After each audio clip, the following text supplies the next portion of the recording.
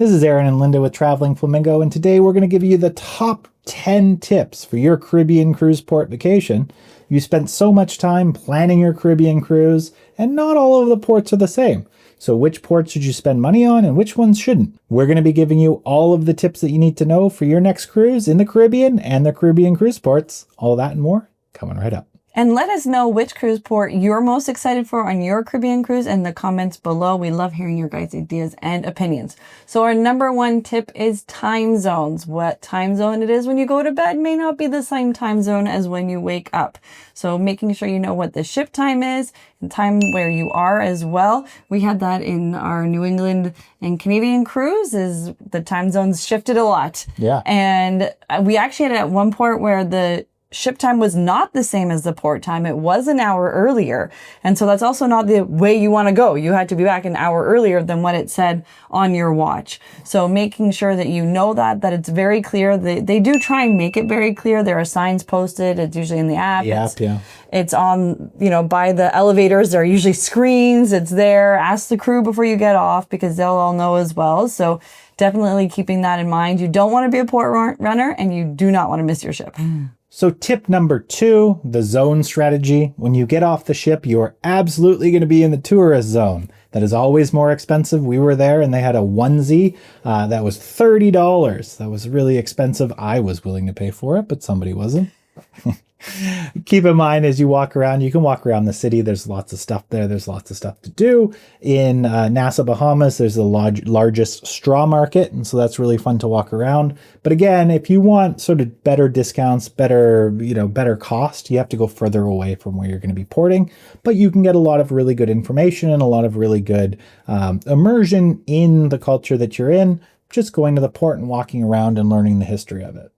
Tip number 3, and we're looking to save you some money, is Wi-Fi and phone options. Wi-Fi on the ship can be very expensive, especially if you're paying per device or if you've got a large family with multiple devices.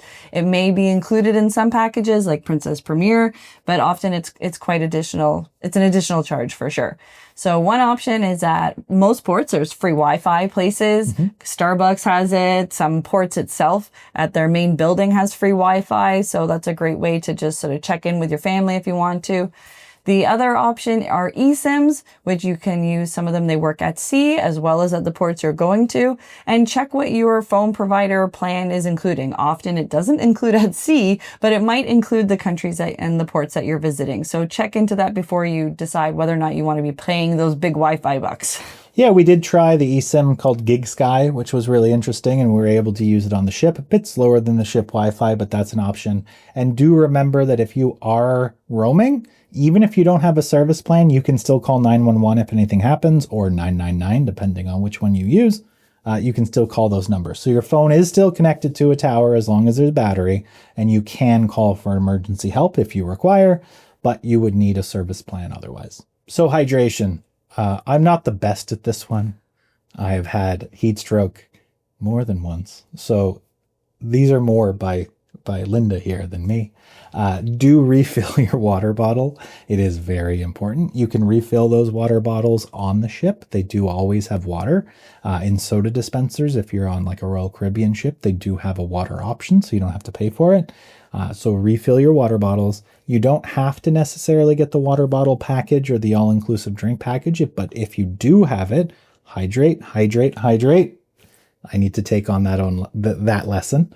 And before you go out on the ports, do get water. It can be expensive if you're walking around the port because, of course, it is a tourist area and everything's more expensive. So bring as much water as you possibly can because you'll probably need it, especially if you're in there in the summer. Tip number 5 is look into the local transit. Sometimes they have free options. When we were in Key West, we took the free bus. It does a nice big loop, many stops, and it was air conditioned. And there's an app. There's an app so you can see where the bus is. Also in Aruba, they had a free tram that was going around. We didn't quite have time for it and everything with our little one, but I wish we'd sort of tried to work it in because I think it would be a great option. So yeah, definitely have a look. It can be cheaper, sometimes only a couple dollars, seeing where you're going. Do you feel comfortable with that? But I'm all about the free stuff. So you had me at free. Yeah, they were actually really good. Like most places that have had free transit have been really good for us to use. So in terms of currency, what should you bring? US dollars are accepted just about everywhere. That said, so is Visa, so is MasterCard, so is American Express, and most of the credit cards that you probably have and know. Do bring a backup. We did have an issue before where one of our credit cards wasn't accepted and the other one was, but we didn't have the other one. So do be aware of that. And you should probably bring a little bit of cash, but don't bring that much cash, just so you aren't a target or anything. So pretty much everything is in US dollars in all the Caribbean ports. That's always accepted. And you do keep in mind you might be charged in local currency dollars, so you want to think of that exchange rates. And you might get the change back in local currency. Yeah. Oh, one last thing on that topic. You do also want to make sure that you have tips in cash so you can give it to the tour operators or any other excursion that you might be on. Tip number 7 has to do with excursions. It's important that you know the difference between booking with the cruise line and also booking private. So one of the benefits of booking with the cruise line is that it's guaranteed to get you back on the ship. So if you have any issues, and we did have that on one of our trips in Europe, the train was 2 hours behind we were on, but there was about 100 of us on the Princess Cruise on that train. So they did wait the 2 hours for us to arrive back. So that was beneficial in that sense. One of the drawbacks is they are more expensive. So if you choose to book private, it's cheaper. And so that may be an option for you. Something I would keep in mind is how long I'm at the port for. Yeah. And if this is a dream vacation or if that is a dream destination, I don't want anything messing up. So I would think that that would play a role as well. You don't want to be waiting last minute to book things. Some of these excursions do book up fast, and it is helpful on the cruise ship. You do have the shore excursion desk that you can go to as well.